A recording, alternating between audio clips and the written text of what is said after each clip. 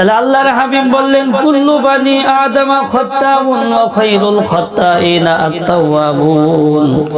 বনি আদম প্রত্যেকেই গুনাহগার, আর এই গুনাহগারদের মধ্যে ওই ব্যক্তি যেই ব্যক্তি গুনাহ করার পরে আবার তওবা করে ওই ব্যক্তি হলো উত্তম।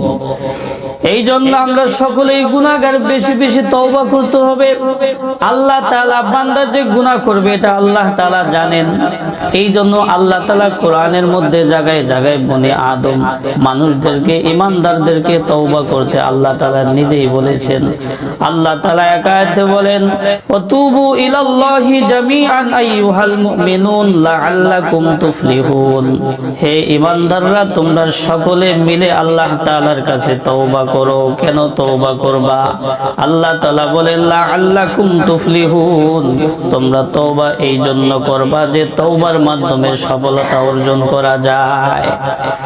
তাহলে গুনাহ করবে আল্লাহ জানেন, গুনাহ করবে আল্লাহ জানেন বলেই আল্লাহ জায়গায় জায়গায় বলছে যে তোমরা তওবা করো। তোমরা কি করো? তওবা করো। তওবার অর্থ কি? আর রুজু ইলাল্লাহ, আল্লাহর দিকে ফিরে আসা, আল্লাহ তাআলার দিকে ফিরে আসা। আমি যে গুনাহ করতেছিলাম ওই গুনাহ থেকে আল্লাহ তাআলার দিকে কি করা? ফিরে আসা। আল্লাহ তাআলা অন্যত্র বলে ইয়া আইয়ুহাল্লাযীনা আমানু তুবু ইলাল্লাহি তাওবাতান নাসুহা। হে ঈমানদারগণ, তোমরা সকলে আল্লাহ তাআলার কাছে খাঁটি দিলে তওবা করো, তাওবায়ে নাসুহা করো। বলে গুনাহের মাধ্যমে আল্লাহ তাআলা এবং বান্দার মাঝে যে একটা গভীর সম্পর্ক ছিল, বান্দা যখন গুনাহ করে তখন ওই সম্পর্কটা নষ্ট হয়ে যায়, সম্পর্কটা নষ্ট হয়ে যায়। যখন বান্দা তওবা করে আবার ওই ভাঙ্গা সম্পর্ককে জোড়া লাগায় তখন আল্লাহ তাআলা অনেক খুশি হয়। এটা বুঝাতে গিয়ে আল্লাহর হাবিব একটা দৃষ্টান্ত দিয়েছেন যে এক ব্যক্তি মরুভূমির মধ্যে দিয়ে কোথাও যাচ্ছিল, একটা উট নিয়ে, উটের উপর তার আসবাবপত্র, খাদ্য সামগ্রী নিয়ে কোথাও যাচ্ছিল। হঠাৎ করে যখন মাঝ পথে গেল তখন তার শরীরটা অনেক ক্লান্ত হয়ে গেল। সে উটকে পাশে রেখে বিশ্রামের জন্য গাছের ছায়ায় সে ঘুমিয়ে পড়ল। ঘুম থেকে জেগে দেখে তার সব কিছু শেষ, উটও নাই, উটের ওপর যে আসবাবপত্র ছিল, খাদ্য সামগ্রী ছিল, কিছুই নাই। এবার সে ভাবলো আমার মৃত্যু নিশ্চিত, কারণ এই মরুভূমি উট ছাড়া পাড়ি দেওয়া সম্ভব না, সাথে পাড়ি দিতে দিতে কয়েকদিন লাগবে, অতএব আমি বাঁচবো না। ভাঙ্গা মন নিয়ে আবার সে বৈশা পড়ল গাছের নিচে। তার আবার ঘুম চলে আসলো। এবার সে ঘুমাইতেছে, ঘুম থেকে যখন জাগলো দেখতে পেল তার সবকিছু তার সামনে উপস্থিত, উট উপস্থিত, উটের উপর যেই খাবার ছিল, খাদ্য সামগ্রী ছিল, সবকিছু নিয়ে উট হাজির। এবার সে কতটা আত্মহারা হয়েছে, কতটা খুশি হয়েছে। সে খুশিতে আত্মহারা হয়ে বলে ফেলেছে, আল্লাহ তাআলাকে বলেছে, হে আল্লাহ, তুমি হলা আমার বান্দার, আমি হলাম তোমার প্রভু। খুশিতে আত্মহারা হয়ে বলেছে। আল্লাহর হাবিব বলেন ওই ব্যক্তি তার হারানো উট পেয়ে যতটা খুশি হয়েছে, কোন একটা বান্দা যদি আল্লাহ তাআলার কাছে আবার তওবা করে আল্লাহ তাআলার কাছে ফিরে আসে, আল্লাহ তাআলা তার চাইতে অনেক গুণ বেশি খুশি হয়। এই জন্য তওবা করতে হবে। কি করতে হবে? তওবা করতে হবে। সময় থাকতে তওবা করতে হবে, কারণ এমন একটা সময় আসবে যে সময় তওবা করলে আর তওবা কবুল হবে না। তওবা করলে আর তওবা কবুল হবে না। কিয়ামতের বড় 10টা আলামত রয়েছে, তার মধ্যে একটা আলামত রয়েছে যে কিয়ামতের পূর্বে একদিন সূর্য পশ্চিম দিক থেকে উদয় হবে। এখন সূর্য পূর্ব দিক থেকে উদয় হয়, একদিন সূর্য পশ্চিম দিক থেকে উদয় হবে। আল্লাহর হাবিব বলেন মান তাবা ক্বাবলা আন তাতলুআ শামসু মিন মাগরিবিহা তাবাল্লাহু আলাইহি। বলে যেদিন সূর্য পশ্চিম দিক থেকে উদয় হবে এর আগ পর্যন্ত মানুষগুলো যদি তওবা করে তাহলে তাদের তওবা কবুল হবে। কিয়ামতের পূর্বে জিলহজ মাসে ঈদুল আজহার দিবাগত রাত এত দীর্ঘ হবে, 3-4 রাত পরিমাণ সময় অতিবাহিত হওয়ার পরে বলে সূর্য গ্রহণের মতো ক্ষীণ আলো নিয়ে পশ্চিম দিক থেকে সূর্য উদয় হবে। যখন সূর্য পশ্চিম দিক থেকে উদয় হবে সব মানুষগুলো আল্লাহ তাআলার কাছে তওবা করবে, সব আল্লাহ তাআলাকে বিশ্বাস করে নেবে, কিন্তু ওই বিশ্বাসে আর কোনো কাজ হবে না। বলে তওবার দরজা বন্ধ হয়ে যাবে। তওবার দরজা যেদিন সূর্য পশ্চিম দিক থেকে উদয় হবে ওই দিন থেকে বান্দার তওবার দরজা বন্ধ হয়ে যাবে, আর শত তওবা করলেও কোনো কাজ হবে না। এরপর আবার পূর্ব দিক থেকে আগের নিয়মে সূর্য উদয় হতে থাকবে। ওই দিন যে যে অবস্থায় থাকবে ওই অবস্থায় আমি যতটুকু ইমানদার অতটুকুই, আর এর মধ্যে বাড়বেও না কমবেও না। এটাই আল্লাহর হাবিব বলছেন, মান তাবা ক্বাবলা আন তাতলুআ শামসু মিন মাগরিবিহা তাবাল্লাহু আলাইহি। বলে সূর্য যেদিন পশ্চিম দিক থেকে উদয় হবে এর আগ পর্যন্ত মানুষগুলো যদি তওবা করে তাহলে তাদের তওবা কবুল হবে। এই জন্য সময় থাকতে কি করতে হবে? তওবা কবুল করতে হবে। বলে এটা তো অনেক দূরের কথা। এটা কি অনেক দূরের কথা? হ্যাঁ, একটু দূরের কথা, ঠিক না? কারণ এটা কিয়ামতের ৪ নম্বর আলামত। এর অনেক আগে আরো কি কিছু আলামত আছে। তৃতীয় বিশ্বযুদ্ধ আছে, ইমাম মাহাদি আসবে, ঈসা আলাইহিস সালাতু ওয়াস সালাম আসবে, ঠিক আছে? বিশ্বযুদ্ধ হবে, শত শত মুসলমান মারা যাবে, কিন্তু চূড়ান্ত জয় মুসলমানদেরই হবে। এই হিন্দুস্তান থেকে, ভারত থেকে কি হবে? তৃতীয় বিশ্বযুদ্ধ শুরু হবে। ভারত ভেঙে টুকরা টুকরা হয়ে যাবে। যাই হোক, এটা দূরের কথা, এটা কি একটু দূরে। কিন্তু আরেকটা বিষয় হাদিসের মধ্যে আসছে, এটা দূরে না। এটা কি না? দূরে না। আল্লাহর হাবিব বলেন, ক্বালান নাবিয়্যু সাল্লাল্লাহু আলাইহি ওয়াসাল্লাম, ইন্নাল্লাহা আযজা ওয়া জাল্লা ইয়াকবালু তাওবাতাল আবদি মা লাম ইউগারগির। বলে মানুষের যখন মৃত্যুর গড়গড়া শুরু হয়ে যাবে ওই সময় যদি মানুষ তওবা করে আর তওবা কবুল হবে না। এটা সম্মুখীন সকলে হওয়া কি সম্ভব? মৃত্যুবরণের কোনো গ্যারান্টি আছে? কোনো গ্যারান্টি নাই। যে কোনো সময় আমার মৃত্যুর গড়গড়া কি শুরু হয়ে যাইতে পারে। বলে যখন মানুষের মৃত্যুর গড়গড়া শুরু হয়ে যাবে ওই সময় যদি মানুষগুলো তওবা করে তাহলে আর তওবা কবুল হবে না। ওই সময় ফেরাউন তওবা করেছিল যখন নীল নদের মধ্যে ডুবে ডুবে মরতেছিল। ওই সময় ফেরাউন কিন্তু বলেছিল, আমানতু রব্বি মূসা ওয়া হারুন, আমি মূসা এবং হারুনের প্রভুর প্রতি ঈমান আনলাম। তার ঈমান গ্রহণযোগ্য হয়েছে? গ্রহণযোগ্য হয় নাই। বুঝা যাচ্ছে কেন গ্রহণযোগ্য হয় নাই? বলে ঈমান আনতে হয় অদৃশ্যের উপর, না দেখে ঈমান আনতে হয়। এটা হলো আসল ঈমান। এক শ্রেণীর মানুষ আছে যেটা তাদের আকলে ধরে, যেটা দেখে এটাই বিশ্বাস করে, আর যা দেখে না ওটা আর বিশ্বাস করে না। তারা বলে জান্নাত জাহান্নাম বলতে কিছু নাই, ওটা দেখে না। আরো কত কিছু তারা কি করে না, বিশ্বাস করে না। দেখে দেখে ঈমান আনা, এটা কি? এটা ঈমান না। এটা কি না? ঈমান না। ঈমান আনতে হবে না দেখে। ঈমান আনতে হবে কি? না দেখে। আমরা 7টা জিনিসের উপর ঈমান আনছি না দেখা, ঠিক না? একটাও কি আমরা দেখছি একটা কি কিতাব? তার মধ্যে একটা কিতাব কোরআন, ঠিক না? ঈমানে মুফাসসালের মধ্যে বলা হয়েছে, আমানতু বিল্লাহি ওয়া মালাইকাতিহি ওয়া কুতুবিহি ওয়া রুসুলিহি ওয়াল ইয়াউমিল আখিরি ওয়াল কদলি ওয়াল খাইরিহি ওয়া শাররিহি মিনাল্লাহি তাআলা ওয়াল বা'সি বা'দাল মাউত। আমানতু বিল্লাহি ওয়া মালাইকাতিহি, আমি ঈমান এনেছি আল্লাহ তাআলার উপর, ওয়া মালাইকাতিহি ফেরেশতাগণের উপর, ওয়া কুতুবিহি কিতাব সমূহের উপর, ওয়া রুসুলিহি সকল রাসূলগণের উপর, ওয়াল ইয়াউমিল আখিরি আখিরাতের দিবসের উপর, ওয়াল কদলি খাইরিহি ওয়া শাররিহি মিনাল্লাহি তাআলা ওয়াল বা'সি ওয়াল বা'দাল মাউত। বলে ভালো মন্দ তাকদীরের উপর কি আনছি? ঈমান আনছি। একটাও কি আমরা দেখছি? একটাও দেখি নাই। কিন্তু এগুলোর উপর ঈমান আনতে হবে। কি করতে হবে? ঈমান আনতে হবে।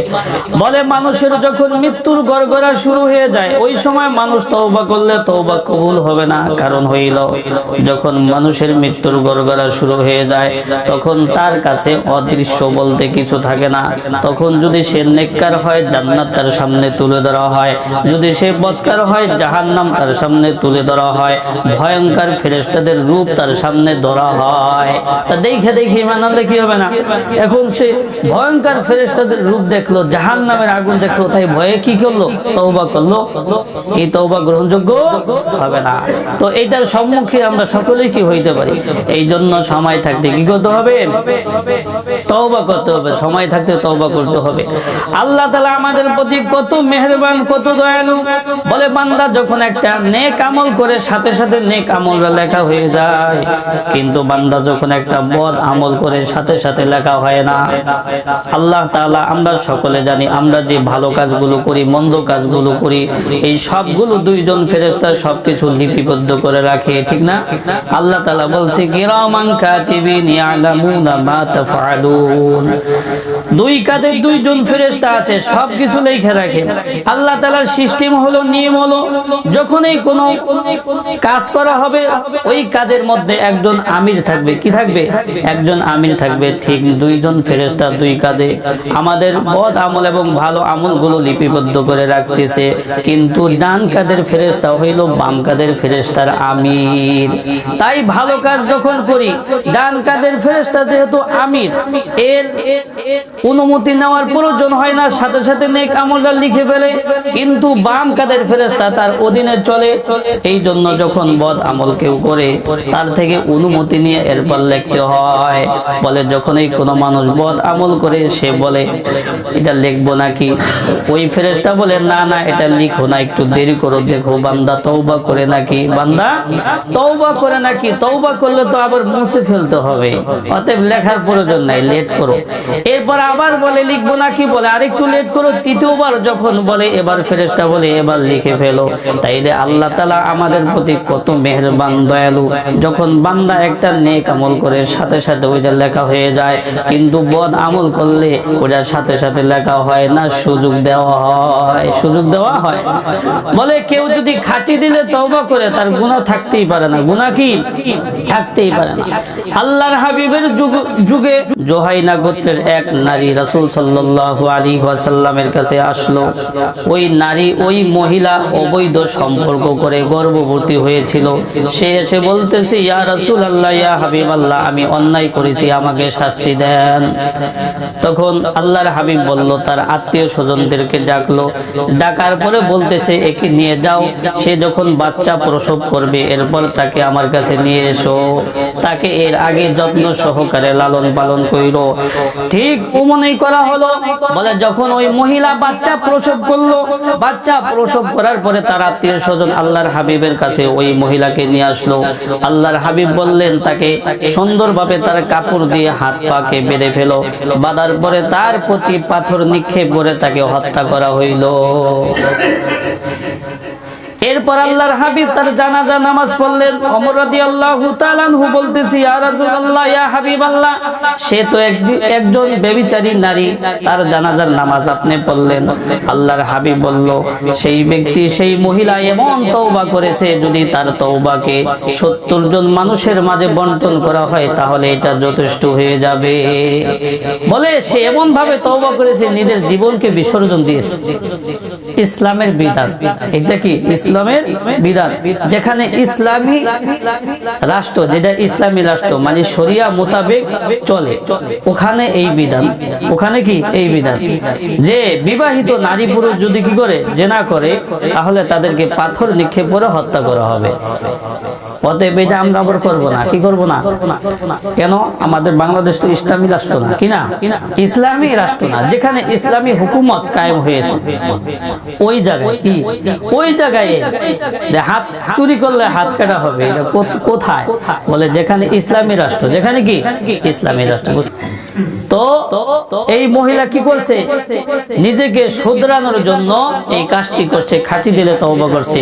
তার তওবা আল্লাহ তাআলা এমন ভাবে কবুল করেছে যে আল্লাহর হাবিব বললে, হে ওমর, যদি তার তওবাকে 70 জন মানুষের মাঝে, 70 জন গুনাহগারদের মাঝে বন্টন করা হয়, ওই 70 জন মানুষের জন্য এই তওবাটা যথেষ্ট হয়ে যাবে। কেমন তওবা করছে? সে নিজের জীবনকে বিসর্জন দিয়েছে। বুঝাচ্ছি? এই জন্য আমাদের গুনাহ হয়ে যাবে। আমাদের কি গুনাহ হয়ে যাবে। গুনাহ হয়ে গেলে ঘাবড়ানোর কোনো কি কারণ নাই। আল্লাহ তাআলা ক্ষমার ব্যবস্থা রাখছে, যদি কেউ তওবা করতে পারে। গুনাহ করবে দেখাই আল্লাহ তাআলা জায়গায় জায়গায় মানুষদেরকে তওবা করতে বলছে, যে আমার দিকে ফিরে আসো। আল্লাহ তাআলা বলেন, কুল ইয়া ইবাদিয়াল্লাযিনা আসরাফু আলা আনফুসিহিম লা তাকনাতু তাকনাতু মির রাহমাতিল্লাহ ইন্নাল্লাহা ইয়াগফিরুয যুনুবা জামিআ ইন্নাহু হুয়াল গফুরুর রহিম। আল্লাহ তাআলা বলেন, হে আমার বান্দারা, যারা নিজেদের উপর জুলুম করেছো, অবিচার করেছো, অন্যায় করেছো, তোমরা আমার কাছে ফিরে আসো, আমার কাছে তওবা করো। আমি আল্লাহ তাআলা তোমাদের সব গুনাহকে ক্ষমা করে দেব। আমি আল্লাহ তাআলা হলাম ক্ষমাশীল। এটা একটা আশাব্যঞ্জক আয়াত। আল্লাহ তাআলা অন্যত্র বলেন, ওয়ালা সাউফা ইউতিকা রাব্বুকা ফাতারদা। এই আয়াতটা সবচাইতে আশাব্যঞ্জক আয়াত। আমরা এই আয়াতের উপর অনেক আশা রাখতে পারি। আল্লাহর হাবিবকে সম্বোধন করে আল্লাহ পাক রব্বুল আলামিন বলেছেন, ওয়ালা সাউফা ইউতিকা রাব্বুকা ফাতারদা। হে নবী, আমি আপনাকে এমন দাওয়াত দিব যে আপনি খুশি হয়ে যাবেন। আপনি কি হয়ে যাবেন? খুশি হয়ে যাবেন। আল্লাহ তাআলা বলেন, ওয়ালা সাউফা ইউতিকা রাব্বুকা ফাতারদা। হে নবী, আমি আপনাকে এমন দাওয়াত দিব যে আপনি খুশি হয়ে যাবেন। তাফসীরে কুরতুবীর মধ্যে আছে, ওয়াজালিকা আন্না রাসূলুল্লাহি সাল্লাল্লাহু আলাইহি ওয়াসাল্লাম লা ইয়ারদা বিবাকাই আহাদিম মিন উম্মতিহি ফিন্নার। যখন এই আয়াত নাযিল হইল, তাফসীরে কুরতুবীর মধ্যে আসছে, আল্লাহর হাবিব মুহাম্মদুর রাসূলুল্লাহ সাল্লাল্লাহু আলাইহি ওয়াসাল্লাম বলেন, আল্লাহ পাক বলছে আমি আপনাকে খুশি করে দেব। আল্লাহ হাবিব বলেন, যতক্ষণ পর্যন্ত আমার একজন উম্মত জাহান্নামে থাকবে, আমি মুহাম্মদ খুশি হব না। আল্লাহ তাআলা বলছে আমি আপনাকে খুশি করে দেব, আমি আপনাকে খুশি করে দেব। আর এদিকে আল্লাহর হাবিব বলছে আমার যতক্ষণ পর্যন্ত একজন উম্মত জাহান্নামে থাকবে, আমি খুশি হব না। আমি কি হব না? খুশি হব না। এই জন্য আমাদেরকে নবীর উম্মত হইতে হবে। যেদিন হাসরের ময়দান কায়েম হয়ে যাবে, আল্লাহর হাবিব যখন হাউজে কাউসারের পানি পান করাবে, বলে অনেক মানুষ যখন পানি পান করতে আসবে, মাছ দিয়ে দেওয়াল হয়ে যাবে। কি হয়ে যাবে? দেওয়াল হয়ে যাবে। পানি পান করার সুযোগ থাকবে না। আল্লাহর হাবিব অনেককে চিনবেই না, অনেকে কি করবে না? চিনবেই না। তাহলে না চিনলে তো আর সুযোগ নাই। কি নাই? সুযোগ নাই। এই জন্য যাতে করে চিনে, সেই আমল আমাদের কি করতে হবে?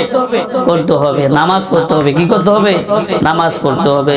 সাহাবায়ে কেরাম রাসূলুল্লাহ সাল্লাল্লাহু আলাইহি ওয়াসাল্লামকে জিজ্ঞাসা করলো, ইয়া রাসূলুল্লাহ, ইয়া হাবিবাল্লাহ, যেদিন হাসরের ময়দান কায়েম হয়ে যাবে, ওই দিন লক্ষ লক্ষ উম্মত, অনেক নবীদের উম্মতরা সেখানে উপস্থিত থাকবে, আপনি আপনার উম্মতদেরকে কিভাবে চিনবেন?